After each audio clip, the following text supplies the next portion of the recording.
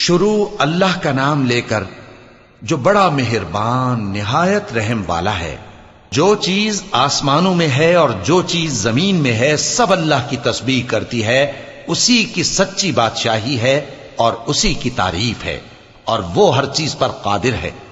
وہی تو ہے جس نے تم کو پیدا کیا، پھر کوئی تم میں کافر ہے اور کوئی مومن، اور جو کچھ تم کرتے ہو اللہ اس کو دیکھتا ہے۔ اسی نے آسمانوں اور زمین کو حکمت سے پیدا کیا، اور اسی نے تمہاری صورتیں بنائیں اور صورتیں بھی اچھی بنائیں، اور اسی کی طرف تمہیں لوٹ کر جانا ہے۔ جو کچھ آسمانوں اور زمین میں ہے وہ سب جانتا ہے، اور جو کچھ تم چھپا کر کرتے ہو اور جو کھلم کھلا کرتے ہو اس سے بھی آگاہ ہے، اور اللہ دلوں کے بھیدوں تک سے واقف ہے۔ کیا تم کو ان لوگوں کے حال کی خبر نہیں پہنچی جو پہلے کافر ہوئے تھے؟ تو انہوں نے اپنی کرتوت کی سزا کا مزہ چکھ لیا، اور ابھی دکھ دینے والا عذاب اور ہونا ہے۔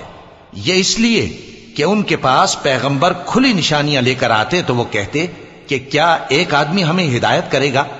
تو انہوں نے ان کو نہ مانا اور منہ پھیر لیا، اور اللہ بھی بے نیاز ہو گیا، اور اللہ بے نیاز ہے، لائق حمد و ثنا ہے۔ جو لوگ کافر ہیں ان کا اعتقاد ہے کہ وہ دوبارہ ہرگز نہیں اٹھائے جائیں گے۔ کہہ دو کیوں نہیں؟ میرے پروردگار کی قسم تم ضرور اٹھائے جاؤ گے، پھر جو کام تم کرتے رہے ہو وہ تمہیں بتائے جائیں گے، اور یہ بات اللہ کو آسان ہے۔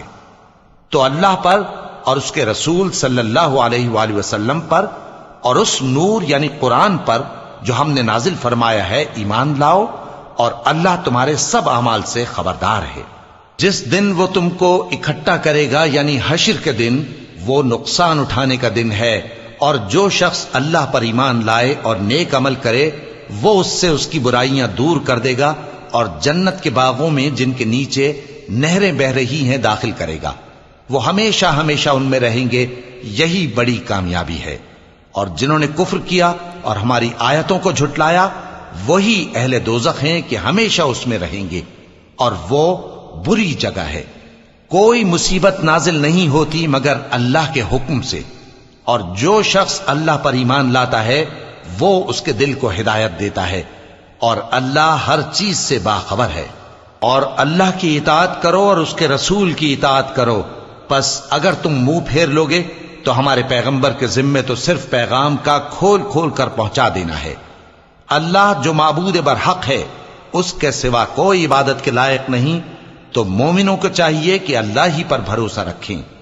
مومنوں، تمہاری بیویوں اور اولاد میں سے بعض تمہارے دشمن بھی ہیں، سو ان سے بچتے رہو، اور اگر معاف کر دو اور درگزر کرو اور بخش دو تو اللہ بھی بخشنے والا ہے، مہربان ہے۔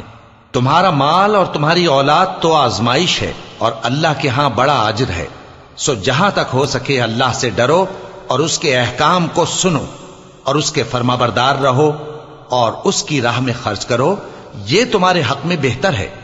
اور جو شخص طبیعت کے بخل سے بچایا گیا تو ایسے ہی لوگ راہ پانے والے ہیں۔ اگر تم اللہ کو نیک نیتی سے قرض دو گے تو وہ تم کو اس کا کئی گنا دے گا، اور تمہارے گناہ بھی معاف کر دے گا، اور اللہ قدر شناس ہے، بردبار ہے، پوشیدہ اور ظاہر کا جاننے والا ہے، غالب ہے، حکمت والا ہے۔